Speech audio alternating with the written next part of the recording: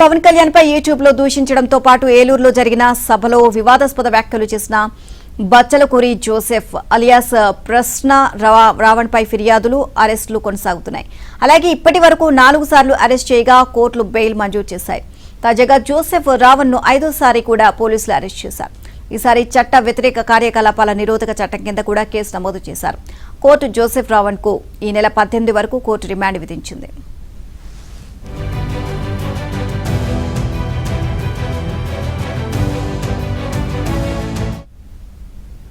పవన్ కళ్యాణ్ పై జోసెఫ్ రావణ్ అసభ్య దూషణలు చేశారంటూ AP road development corporation director Garikapati Sivasankar Gannavaram పోలీసులకు ఫిర్యాదు చేశారు. జోసెఫ్ రావణ్ పై ఉప చట్టంలోని సెక్షన్ల కింద అభియోగాలు మోపారు. శనివారం సాయంత్రం జోసెఫ్ ను అనకాపల్లి జిల్లా వేంపాడు టోల్ ప్లాజా వద్ద అదుపులోకి తీసుకుని రోడ్డు మార్గాన ఆదివారం గన్నవరానికి తీసుకువెళ్లారు.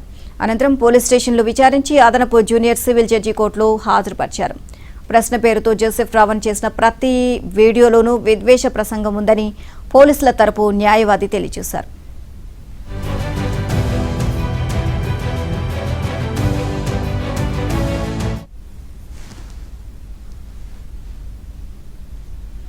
యువత విద్యార్థులను రెచ్చగొట్టేలా జోసెఫ్ రావణ్ వ్యాఖ్యలు చేశారంటూ వాదనలు వినిపించారు. గన్నవరంలో నమోదైన కేసుకు కాకినాడ జిల్లా సర్పవరం, పిఠాపురంలో నమోదైన కేసులకు సంబంధం లేదు అన్నారు. ఆ వీడియోలన్నీ ఏఐ సృష్టినని జోసెఫ్ తరపు న్యాయవాది జడా శ్రవణ్ కుమార్ వాదించారు. వాదనల అనంతరం రావణ్ కు జ్యుడిషియల్ రిమాండ్ విధిస్తూ న్యాయాధికారి ఉత్తర్వులు జారీ చేశారు. పోలీసులు జోసెఫ్ ను నెల్లూరు సెంట్రల్ జైలుకు తరలించారు.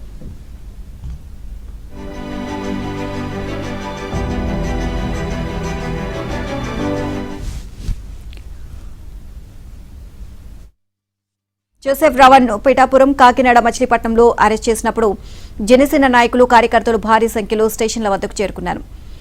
దీంతో గన్నవరంలో పోలీసులు పటిష్ట బందోబస్తు ఏర్పాటు చేశారు. కోర్టులోకి న్యాయవాదులు తప్ప ఇతరులెవరూ వెళ్లకుండా బారికేడ్లు ఏర్పాటు చేశారు. జోసెఫ్ ను తీసుకొచ్చారు అన్న సమాచారంతో వైసీపీ, భారత్ జై భీం పార్టీల నాయకులు, కార్యకర్తలు హల్చల్ చేశారు. వైసీపీ నేతలు స్టేషన్ వద్ద ఆందోళన చేయాలని భావించగా పోలీసులు అడ్డుకున్నారు.